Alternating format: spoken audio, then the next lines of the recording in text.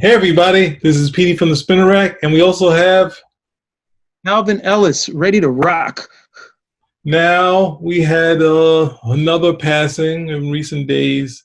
We recently lost Joe Sinnott, who was a Marvel artist, inker, embellisher, and or finisher. Any way you want to say the last part of really adding his own style to the artwork that he worked on. He's from way back, and I guess in early Atlas, he was working at Marvel with Stan, and I think his last official sort of job for Marvel was the Spider-Man news strip. But that says what a long, strong career and a strong talent that was at Marvel. What do you do? What are your first thoughts on Joe Sinnott, Cal? First thoughts, of course, rest in peace. And thank you for all the great art, all the great renderings that you've done that contributed to the greatness and the halcyon days of Marvel Comics.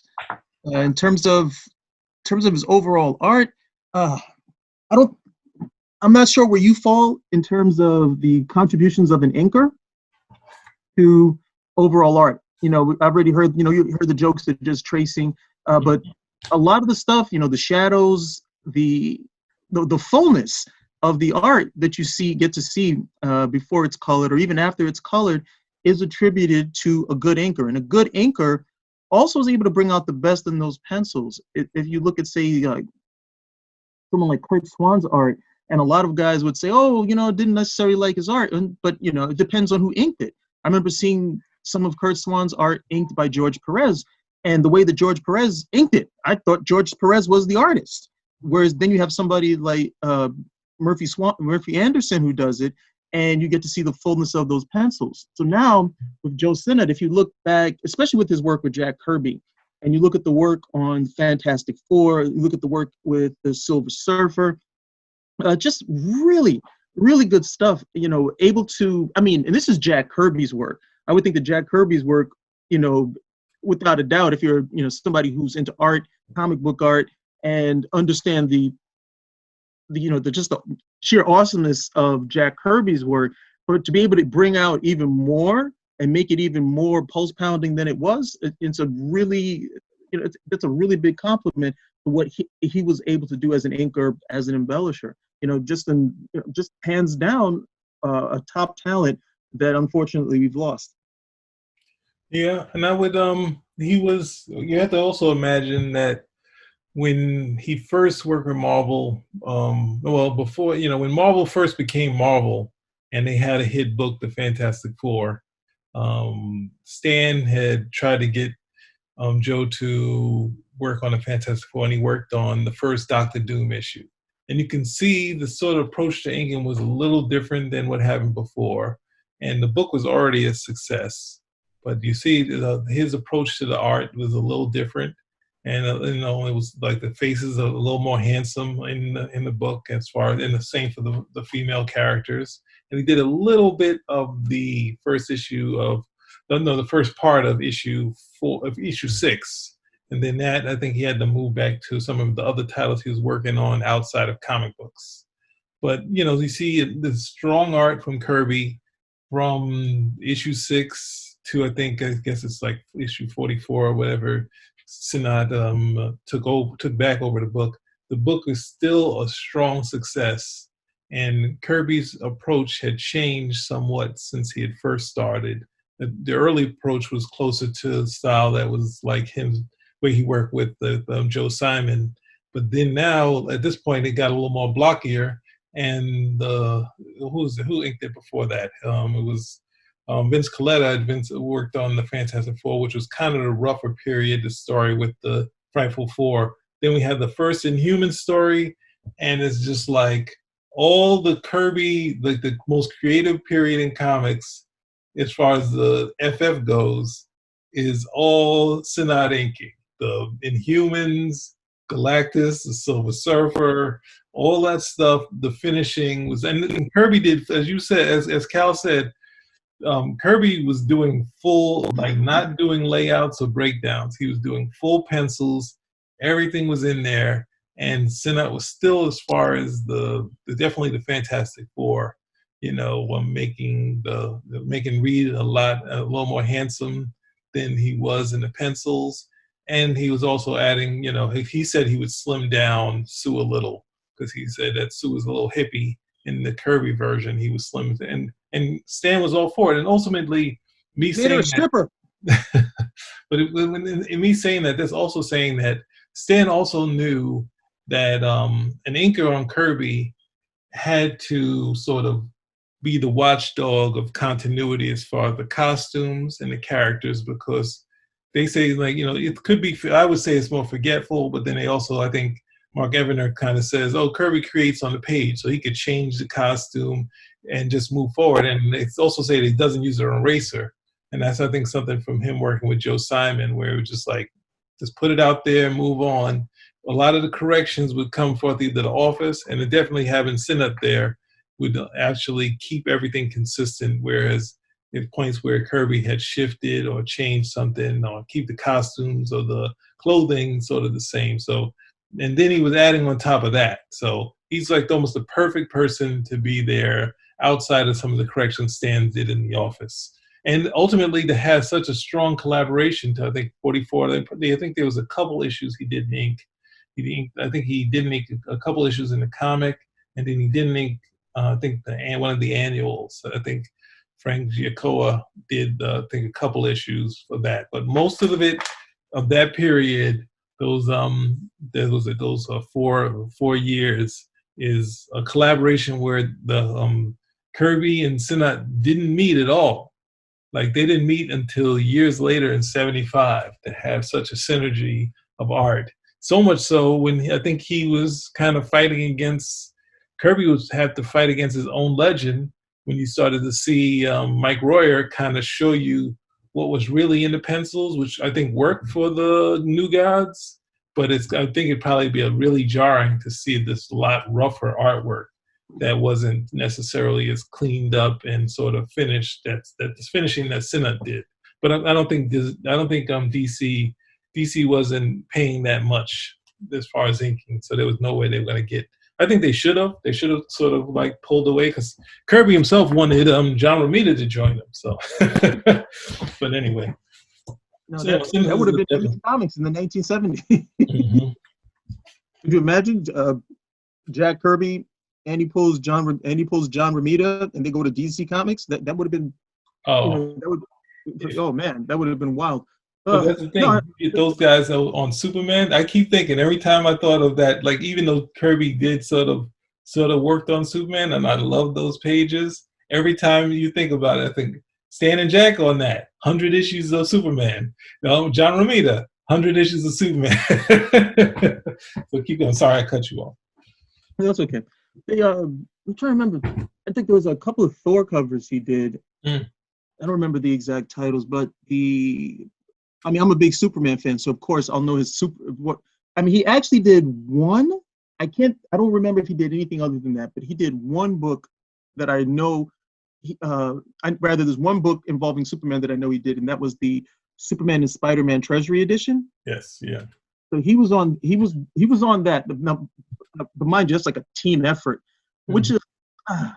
It's kind of, because Walt Simonson was on the book, there's a lot of guys on that. There's a lot of guys on that book, but of course, a lot of guys would want to be on that book because, how often do you get to do that type of company crossover? The only thing I found that was funny about that was that the first one, Superman versus Spider-Man, that was just a two-man effort. And when the next book came, everybody was like, well, I need to get in on this. Well, they did have some help on it. They had obviously John Romita cleaned up all the Spider-Man shots, and on the DC side, they said Neil. They talk about him approving it, but since all of the artwork was in the continuity studios, Neil Adams just walked in, looked at the Superman pages, and said, dolled them up. He also had who's that guy? He had a lot of the inkers. They had, like, I think Terry Austin doing backgrounds, and possibly Klaus Janson. So they had a little bit of team, but it wasn't official. The official guys were the official guys. But that one, yeah, the other one too had, a number of things involved. Uh, but he also was the post Kirby leaving the Fantastic Four. The Fantastic Four, even though you had John Buscema, you had Rick Buckler, you had George Perez, you had even Keith Pollard, and then obviously Bill Sienkiewicz and John Byrne on the book. You had all these guys on the book, and it was still pretty much Sinnott's book. And he would work from breakdowns, and he like the artist would break down the book, which is close to pencils, but some of the lighting not there. And Sinnott would finish it and keep things in line. Yep. He finished it because, if I'm correct, in those days, a lot of these guys, I'm not saying they didn't do it, but most of the time, the guys did enough work to get their name attached to it. And then he's not only is he the senior statesman, but he's probably the best inker there. So everybody else would have probably went first, and then he would have cleaned everything up. Yeah, that's the thing. And he, the thing is, he was also, you can look at it when they were reprinting the Fantastic Four and World's Greatest Comics. He would he'd keep the layout, but he would redraw the covers, keeping in line on how the Fantastic Four would look present day. There's one with the Inhumans where he kind of updated the thing to look closer to, which I always say in the 70s, the Perez thing, the Perez Sinnott thing is kind of the official thing post the Kirby thing and post the John Buscema thing. So he kind of made the thing look like that in the comics, in World's Greatest Comics. But having that thing where you have someone who was the voice, he stole the name on the book that kept it looking like the Fantastic Four. And then I think ultimately when Byrne came on there, he wanted Terry Austin to do it because they were still fresh off the X-Men when he was finally going to get to do it. And at that point, Sinnott had decided to actually get off the book. So and Terry Austin had, because of I think a delay, had the books, decided not to ink the book, and he was like, no, now Sinnott wants off, and he's like, oh, I got to ink it myself. But to have that such a long run up to, I think it's 231 on the Fantastic Four, and he would come back a few times. He came back with Buscema when Steve Englehart was on the book, and did stuff with Keith Pollard. He would do Thor with Ron Frenz. And, that sort of signature look. I think ultimately the kids got more into Terry and Claus and then the Image guys. So the Sinnott look was, I think, not as well liked as the classic stuff. But at the same time, that look that he gave kind of fueled Marvel through the 70s. And definitely, that was, he was definitely a strong sort of artist on these books. And he's not, I think, who's that, as you were talking about with Kevin Smith going into the tracer aspect. He was clearly he wasn't an eraser like what's the name, but he clearly wasn't a tracer. He would definitely add his flourishes on the characters and making them more handsome and getting the Marvel thing, which obviously Kirby kind of created it, but then you kind of see it kind of shifting to some of the flourishes that Sinnott would give the book. And then later when they worked together on the Silver Surfer, on the graphic novel, one of the early graphic novels, that one he would kind of pull back. He wouldn't go as heavy as far as doing that. And he's like, hey, you know what? It's Jack's work. I'm not going to really do as heavy as I did before. I want to try to keep it what it was. But it would be interesting to see if they got to do more than that. Then he did, I think, a couple of commission work. And then you also see some stuff he did on his own of the Fantastic Four, which looks really good, So. The last time I just got to see him, I think you were there. We were at the East Coast Comic Con over in Jersey. Mm-hmm. And he was there. And how old is he? Was he 93 years old? Yeah, I think he might be. I think he might be. You might be right. Yeah, probably right. Let's just say you're right. Yeah, I'm not sure. I think he passes away at well, checked it out quickly enough. But I believe he passes away at 93 years old. So he was probably 91 or 90, about 91 at the time we were there. And I Hmm. remember I remember that day. He had like one of those motorized, you know, Yes. Yeah. those motorized conveyances. I'm not certain exactly what they call them, but Hmm. he was there and he was signing all day. And I remember feeling these mixed emotions because I had seen, of course, you're a fan, you want to get the stuff signed, and you realize that the guy and guys like him are getting older, Hmm. and you're not going to necessarily have the opportunity. But then I always remember, look, this is an old man. He's there all day, hunched over, signing stuff. Yeah. And I remember because the last time I saw Stan Lee, I got something signed by him, and this wasn't even the Stan Lee I had seen a couple of years before. Hmm. We got that picture with him. This he was just head down and Yeah. just signing like a machine at the end of the day. And I felt horrible because I was like, he's still like this is still an old man. He had just lost his wife, and then I see Joe Sinnott and in the same situation. But he just seemed I don't know, he seemed more jovial at the end of the day. But a lot of guys were running to get his signature because his signature was now the equivalent of Jack Kirby. Yeah. So Kirby's signature, of course, you can't get Kirby's signature any longer. But the inker, the guy who did the work on Kirby stuff, yes, definitely. And without a doubt, just a lot of great work too. So no slight towards him in him being the runner up to Jack Kirby, which most people just are the runner up to Jack Kirby at the end of the day. But that was that's the last time I remember. That was the last time I remember seeing him, and remember seeing the line of guys and all the work that they were picking. It's Fantastic Four, Fantastic Four, Silver Surfer, Thor, definitely Heavy Marvel. I don't remember if he may have done some DC work, but I'm just not familiar with it. Yeah. But it's all the Marvel stuff that people would know him for as well. What a great. What saddens me the most is that you have a lot of these guys out now, and they go and they charge $15-20 for their signature. And I'm usually reluctant to give them any of that money because none of them have the body of work or any of uh, I don't want to say any names, but I'll look at, there's a guy and he's charging $20 for his signature. Okay. Hmm. And what has he done? He hasn't done any work of not necessarily substance, but there's nothing other than the fact that people like his art. And I know how it goes with comics because people will love your art.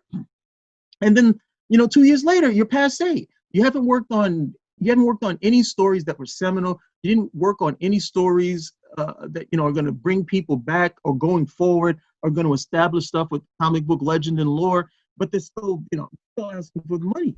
And then it's like, are any of these guys going to be like a Joe Sinnott, where you have that body of work that's indelible, where yes, you don't necessarily have to recognize it, okay, but it's there, it's prominent, and there's no taking it away. As opposed to, well, I was really popular between 2015 and 2018. I made some heavy gains towards there. And it's one of the things. It's one of the things I see with comics right now that I won't say concern. I won't say that concerns me, but Joe Sinnott was the type of guy, and we were talking about this earlier, where you could be on a comic book and a run was considered 3-4 years. Hmm. That's what they were expecting. Now you do 6-7 issues, or the run is over. Yeah, but Yeah. you look at guys, Joe Sinnott, Joe Sinnott passing away. I remember, Rich Butler when he passed away. Definitely Stan Lee, and just have this large body, this great breadth of work at the end of the day. And I always wonder who steps in to fill those shoes. Maybe those shoes, just simply belong to him, and we won't see any replacement towards that thing. And comic books have changed a lot, so you know the need for guys like him who are able to deliver and render what he was able to do, maybe less. I don't think so, but maybe less at the end of the day. But always consider that, because we lose Joe Sinnott, and then who replaces that? What do we get? That's again, it's not necessarily here nor there, in memoriam of Joe Sinnott, but it is something that pops into my mind. You lose a Jack Kirby, and you just don't get another Jack Kirby. Okay, you lose Stan Lee, you don't get another Stan Lee. You lose Joe Sinnott, we don't get another one. And unfortunately, we keep losing these people. Yeah. It's I mean, he also had, he had definitely had a good run. So it's a major loss to comics, but definitely, a life where he left a lot on the drawing board and in being published in comics. So uh, the only the only one of the bits I was thinking of is when I think when Byrne was doing the X-Men, no, when he was doing the Fantastic Four, and he was trying to bring it back to the early runs. And even though who was it? Shooter wanted him on the book. Kind of most of the people were feeling like it should just continue to look, no matter who's inking it, it should continue to look the same, with the FF being bulky and this, that, and the other. And he turned to John Romita and he was like, kind of say, so what do you think, John? Do you think, he said, well, I think, it kind of should look like the trademark look of the Fantastic Four. So, but I don't want to tell him. They were they're trying to get John Romita to say it, to say something about it, even though the Fantastic Four was, getting a bigger success, even though John Byrne was doing a slight departure from what had gone before. It was just interesting to see that Shooter was on the end of trying to get John Romita to kind of, hey, you say something to him, even though we're liking the sales. Now we want to get, that's the Marvel technique. Let's now get him to go back to where it was. We got the sales. Now just go have him shift the artwork back, and we got what we want. And the only other story is an interesting story on Shooter's blog, and I don't recommend much on there, but it's an interesting story about Joe Sinnott wanting an original art splash page or something, a splash page of his run with Jack Kirby, because he was like, the split of original art is usually 2/3 to the artist and 1/3 to the inker, and he was winding up, and Shooter also tells a story that the original art started getting given to the artists around 70. Roy Thomas put it in place, same as Carmen Infantino in DC. Carmen would give the artists all the artist and inker stuff, nothing to the writer.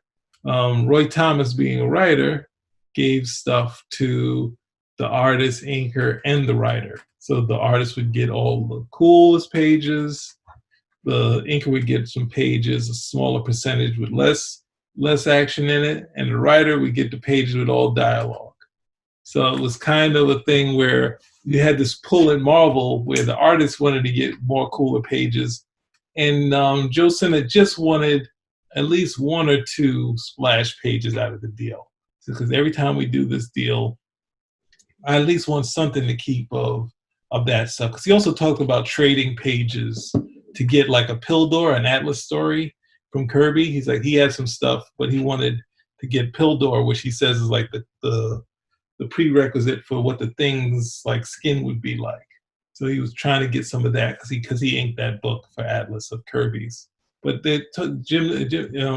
Shooter talks about having it work so at least Sinnott could get like a 1 splash page, but he also killed the artist getting artwork.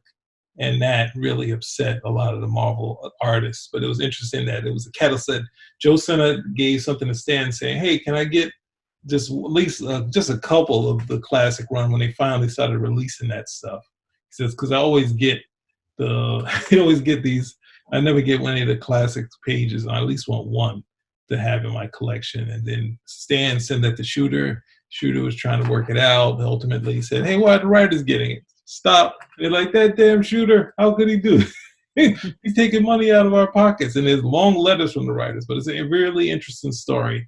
And it's a more accurate portrayal of the original artwork, because we look at it as Kirby never got anything until like 84. But they were releasing artwork in the 70s and like early 70s, like around 70 or 71, where artists were getting their stuff. But there was the classic artwork that was big in question. But at the end of the story, it was mainly about Joe Sinnott just wanting to get just maybe a couple of classic pages like of their work together, not just the paneled work. So that's the only other anecdotes I have. Well, I guess we wrap it up. Again, lost a powerhouse contributor to the world of comics. Mm-hmm. And again, our rest in peace, Joe Sinnott. Thank you very much for all of your contributions. And Godspeed, Godspeed onto that, Godspeed onto the next world, where I'm certain you're going to be doing everything possible to keep them as entertained as we were entertained here. And okay, I would like to say, I would say definitely Godspeed and RIP. But I also say, if you run into Kirby, don't let him have you ink all that stuff he's been doing while you haven't been with him. I know Kirby's up there writing and drawing right now, and he possibly needs another inker because he's got 3 million pages up there. You can do your own work. You've done enough. But definitely, you guys hang out if you can. If it's any way possible, do that. So RIP. That's what I would leave you guys with. All right. So until next time, Spinner Out.